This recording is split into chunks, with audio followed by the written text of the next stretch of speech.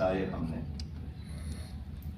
لاکھانی صاحب نے تو بتایا کہ صرف سولر سسٹم کے تحت ہم 3,40,000 میگا واٹ بجلی پیدا کر سکتے ہیں. ہمارے باقی ساتھیوں نے بتایا کہ جو ہمارے ساتھ اللہ تعالیٰ کی بہت بڑی نعمت پانی کی صورت میں موجود ہے، جس میں سب سے پہلا پروجیکٹ یہاں پاکستان میں جموں کشمیر کے بعد جو قیام پاکستان سے پہلے کا تھا، اس کے بعد جبن کا، نندی پور کا، منگلا ڈیم کا، غازی بروتا کا، نیلم جہلم کا، خان خور، لالائی خور، دوبیر خور، ورسک 1,00,000 میگا واٹ بجلی ہم بنا سکتے ہیں. کس قیمت پر؟ ماضی کی بات کرو تو 6 پیسے پر 1 یونٹ ہم بنا سکتے.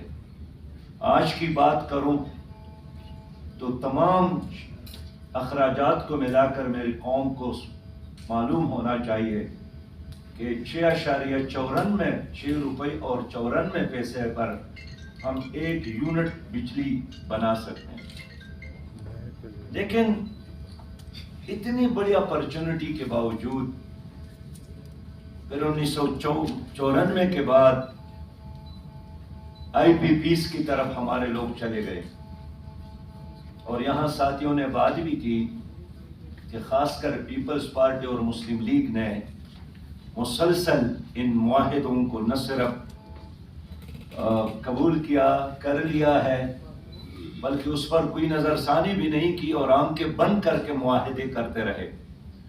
اور پہلے ہماری قوم یہی سمجھتی تھی کہ شاید IPPs کی جو کمپنیاں ہیں یہ سب کے سب باہر کے لوگ ہیں. لیکن جب یہ مسئلہ سامنے آیا ہے تو ہمیں پتہ چلا ہے کہ اس میں تو بہت سارے اپنے ملک کی کمپنیاں ہیں. تو کیا اپنے ملک کے لوگوں کے ساتھ آپ لوگوں نے ڈالرز میں معاہدے کیے؟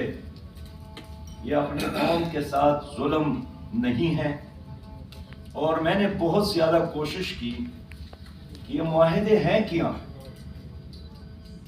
تو کسی بھی دوست نے اب تک مجھے ان کے حقائق سے آگاہ نہیں کیا، اس لیے کہ یہ ایک سربستہ راز ہے، پتہ نہیں وہ معاہدہ کس دراز میں موجود ہے. اور بالآخر ہم نے سپریم کورٹ کے وکلاء سے اب مشورہ کیا ہے کہ ہم اس پوری سچویشن پر عدالت میں بھی جائیں گے، سپریم کورٹ، اور رائٹ ٹو انفارمیشن کے تحت ہم ان معاہدوں کو لے کر عوام کے سامنے بھی رکھیں گے کہ تمہارے ساتھ ہوا کیا ہے.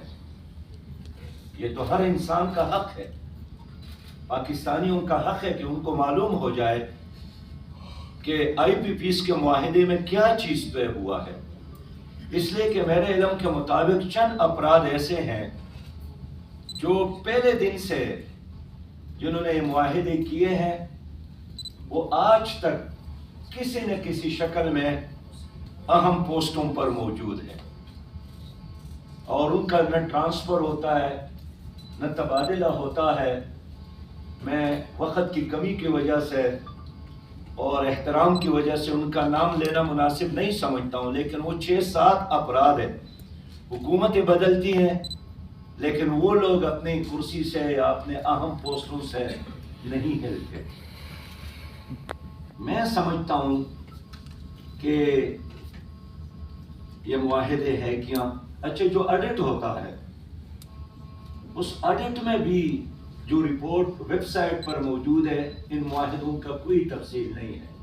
یہاں میرے دائیں بائیں ایسے لوگ بیٹھے ہیں جن کی 40 سال اس شعبے میں گزر گئے ہیں. ان کو اگر معلوم ہو مجھے بتائیں کتنا سرمایہ انہوں نے لگایا ہے، اب تک کتنا انہوں نے کمایا ہے. اور بڑی بات یہ ہے کہ جب محسوس کیا گیا کہ ملکی یا بین الاقوامی جو ایسے ادارے ہیں جس کو ہمارے بھائی نے کہا کہ ایک بین الاقوامی اسٹیبلشمنٹ کے تحت بھی یہ چیزیں چل رہی ہیں، تو پھر ان کو ایکسٹینشن کیوں دی گئی؟ اس لیے کہ ان کی ایک خاص مدت تھی اور پتہ بھی چلا کہ یہ ہمارے فیور میں نہیں ہے، ہمارے قوم کے حق میں نہیں ہے، اس کے باوجود بھی ان کو فیور دیا گیا اور اس میں اضافہ کیا گیا۔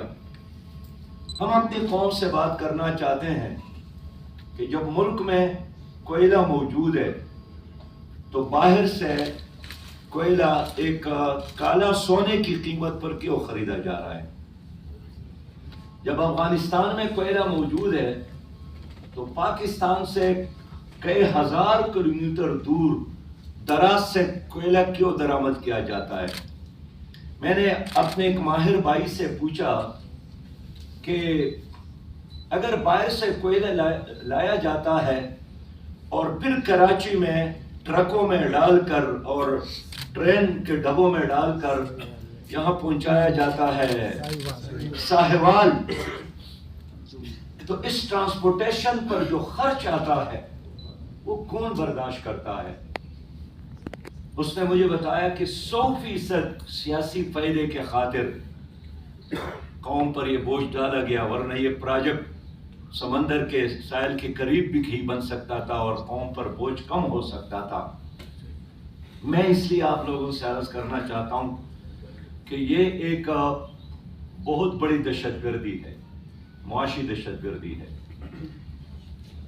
اور انڈیا کے حملے سے زیادہ خطرناک ہے، اس لیے کہ آج بھی میرے معلومات کے مطابق ہر جگہ جھگڑے شروع ہو گئے، اس لیے کہ بجلی کی قیمت میں اضافہ ہو تو ہر چیز کی قیمت میں اضافہ، پیٹرول کی قیمت میں اضافہ ہو تو ہر چیز کی قیمت میں اضافہ۔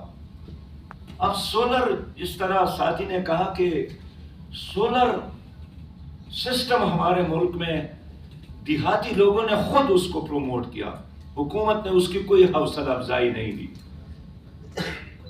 اس طرح ونڈ انرجی کی طرف ہم جائیں تو اللہ تعالیٰ کی طرف سے ایک مفت کی نعمت ہے، لیکن کوئی حوصلہ افزائی نہیں کی۔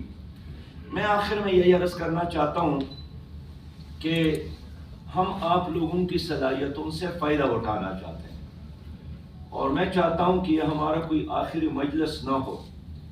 یہ تو بہرحال آج تجویز بھی آئی ہے کہ چونکہ یہ معاہدہ بین الاقوامی قانون کے تحت کیا گیا ہے، اس لیے ہم یک طرفہ طور پر اس کے خاتمہ کے اعلان تو نہیں کر سکتے ہیں، لیکن یہ تو کر سکتے ہیں کہ ہم بین الاقوامی فورم پر اس کو اٹھا لیں، بین الاقوامی عدالت میں اس کو لے جائیں۔ یہ خود حکومت کا فرض ہے کہ آئی پی پیز کے ان معاہدوں پر نظر ثانی کے لیے بین الاقوامی عدالت کا رخ کر لے، اور ہم بھی اپنی طرف سے اپنے ملک کے سپریم کورٹ کا دروازہ ضرور کھٹکھٹائیں گے کہ ہماری پوری قوم پنس گئی ہے،